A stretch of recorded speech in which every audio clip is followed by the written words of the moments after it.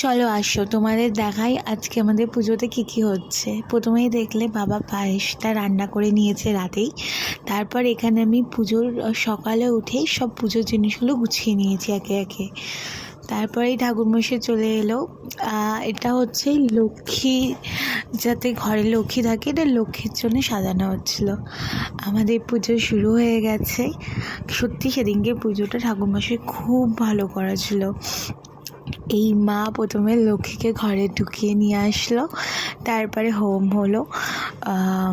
ওখানে পেছনে বাবা দিদা সবাই ছিল, মোটামুটি আমাদের যে কটা ফ্যামিলি মেম্বার। ছোট করে একটা পুজো হয়েছিল, নারায়ণ পুজো। আর এখানে কিছু খাবার ব্যবস্থা ছিল, বাবা করেছিল। পনির ছিল, আলুর দম ছিল, আর রাইস ছিল, আর চাটনি, পাঁপড়, মিষ্টি ছিল। এখানে আমি একে একে তোমাদেরকে দেখাচ্ছি কী কী আছে।